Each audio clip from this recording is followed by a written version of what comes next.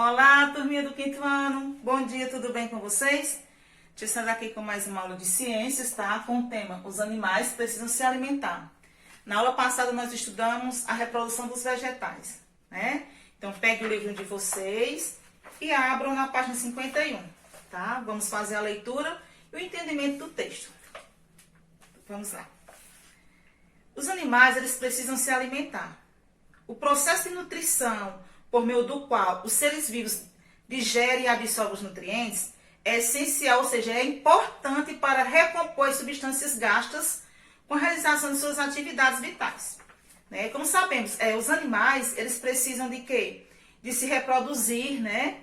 Eles precisam de ir à caça em busca de alimento, como também eles procuram se defender de algumas ameaças. Então, tudo isso aí vai gerar um gasto de energia. Então, a partir do momento que ele gasta todas essas energias, eles precisam estar o quê? Bem nutridos, bem alimentados, né? Então, no reino animal, de acordo com os hábitos alimentares, as espécies elas podem ser classificadas em herbívoras, carnívoras e onívoras, tá? Vou apagar aqui o quadro.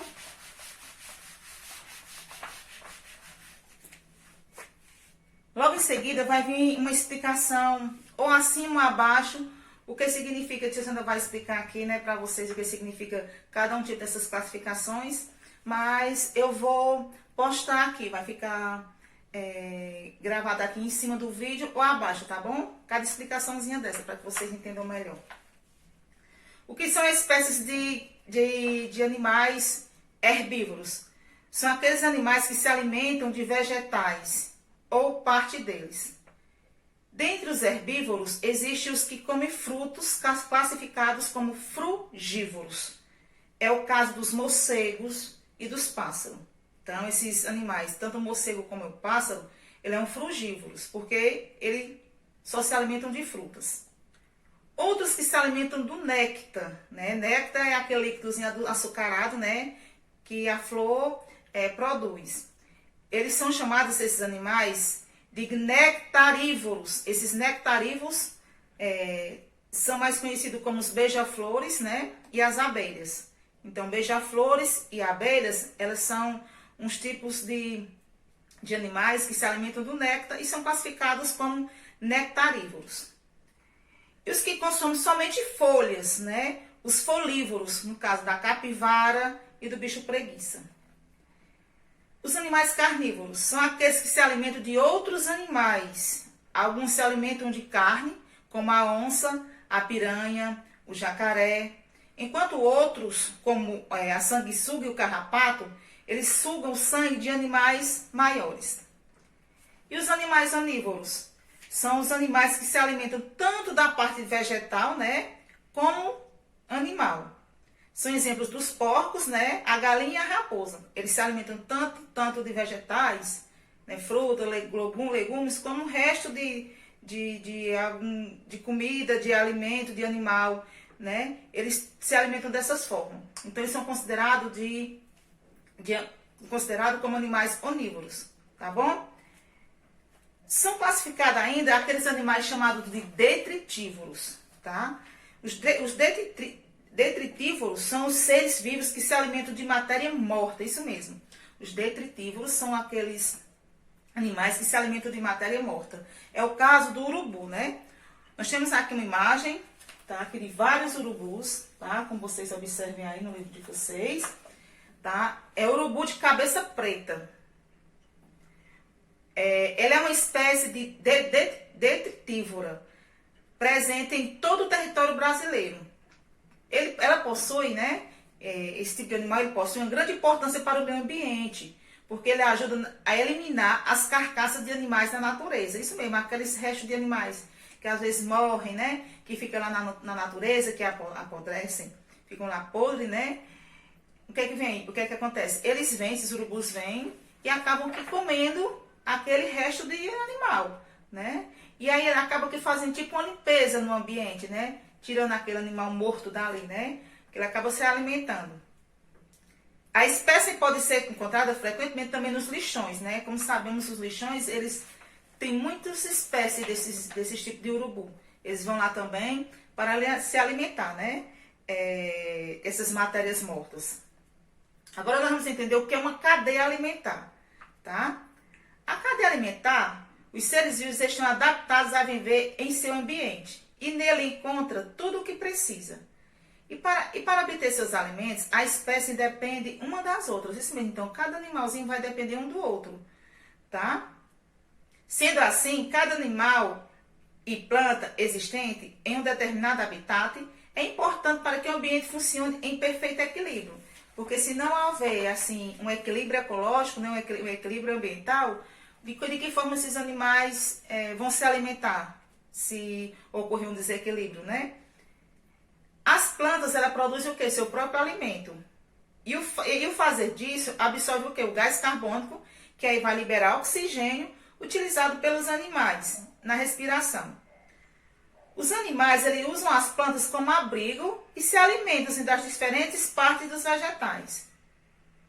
Os animais mortos e as folhas que caem das plantas vão sendo decompondo dos seres minúsculos e nutrientes liberados na decomposição, que ajuda na recuperação do solo, tornando-se o solo mais fértil. Então, aqueles restos de animais mortos e folhas, né, que caem das árvores, eles vão acabar se tornando um solo mais fértil, vai servir de fertilizante para o solo.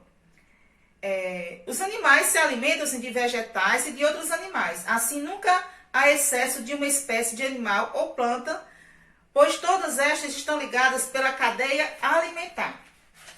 Tá?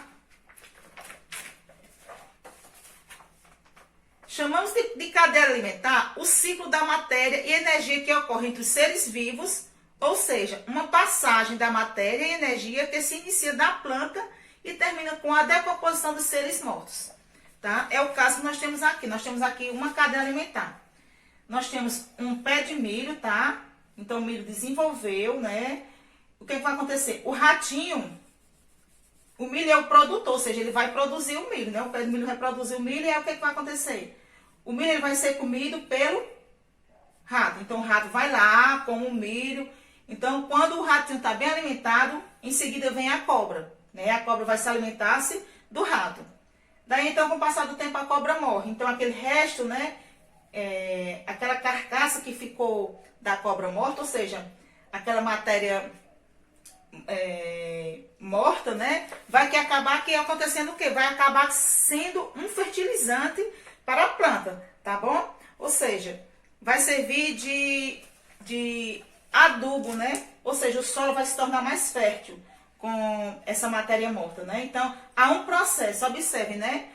Tem um milho, o ratinho se alimenta, a cobra se alimenta do rato, e a partir do momento em que a cobra morre, vai haver uma decomposição, né? Vai ficar decomposto lá no solo e vai acabar aqui criando fungos e bactérias, né? E essas substâncias são liberadas e acabam sendo incorporadas pelo solo, tá bom? E podem ser absorvidas pelo milho. Então, há um processo. Então, a partir do momento que acontece essa decomposição, que vai ser absorvida pelo solo, aí acontece tudo de novo, todo o processo. O milho vai crescer novamente, vai vir outro animalzinho, vai se alimentar-se do milho, vai vir outro animalzinho que vai se alimentar do outro e assim por diante. É uma cadeia, é um ciclo, tá? Então imagina se não existisse a planta, de que forma o rato ia se alimentar? Imagine se não existisse o rato, de que forma a cobra ia se alimentar? E assim sucessivamente. Então, a cadeia alimentar é um ciclo de vida, tá? Agora vamos entender os componentes, né? O que fazem parte de uma cadeia alimentar. Uma cadeia alimentar é formada por 3 componentes: os produtores, consumidores e decompositores. Os vegetais, as algas e as bactérias são capazes de produzir seu próprio alimento. Então, eles são o quê? Eles são vegetais produtores, tá? Eles acabam que produzindo seus alimentos através da fotossíntese, tá bom? Por isso, esses seres eles são chamados de produtores, porque eles produzem seu próprio alimento. Já os consumidores são aquelas plantas que não são capazes de produzir seu próprio alimento. Ou seja, elas consomem outros seres vivos ou então outros animais. No caso da planta, né, no caso que eu estou me referindo à planta, a planta ela não vai produzir seu próprio alimento e acaba que acontecendo o quê? Ela acaba se agarrando a outros tipos de planta, que ela vai sugar os nutrientes daquela planta, vai se aproveitar daquela planta, né, e vai acabar aqui consumindo, né? Bem, assim são os animais, né? Os animais também eles não produzem só o próprio alimento, ele tem que ir atrás, ele tem que caçar, né, outro animal para poder sobreviver, ou seja, ele vai consumir outra carne, tá bom? Entre os consumidores existem os herbívoros, que se alimentam de partes dos vegetais, e os carnívoros, que se alimentam dos animais, como eu falei, né? Alguns animais vão se alimentar de plantas, né, e outros vão se alimentar de carne, né? Então eles são consumidores. Nós temos aqui o peixe-boi, né, que ele é um consumidor herbívoro, como vocês observam aqui na imagem, tá bom? Ele se alimenta de quê? De plantas, tá bom? Já o jacaré é um consumidor carnívoro, pois ele se alimenta de carne. Então, nós temos dois exemplos bem diferentes de tipo de consumidores, né? Além de produtores e consumidores, existem os decompositores. Algumas bactérias e fungos são incluídos nesse grupo, pois fazem o que os restos dos seres mortos sejam decompostos, né, em partes cada vez menores, liberando água, sais minerais e outras substâncias no ambiente. Essa decomposição enriquece o solo e auxilia no desenvolvimento dos vegetais. Além disso, né, assim todo ciclo recomeça. Nós temos o caso aqui dos cogumelos, né? Os cogumelos, muitas espécies desses cogumelos aqui, eles são classificados como seres decompositores. Então, como vocês observam aqui, os cogumelos, né? E eles são classificados como decompositores, ou seja, eles surgiram, nasceram a partir de uma decomposição, tá bom?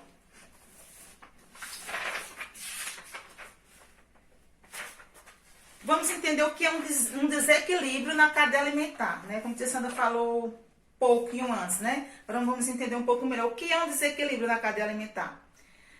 Na natureza, há um equilíbrio entre vários tipos de produtores, consumidores e decompositores. Mas esse ciclo ele pode ser prejudicado caso ocorra uma interferência humana na natureza, né? Que chamamos de desequilíbrio ecológico. Devido à poluição das águas, muitos peixes morreram. Nós temos aqui, o que acontece? Muitas pessoas acabam que poluindo o meio ambiente. Então, isso acaba aqui prejudicando a cadeia alimentar, né? Então, quando as pessoas acabam aqui poluindo as águas, né? Isso vai ocorrer o quê? Vai ocorrer muitos mortes dos animais.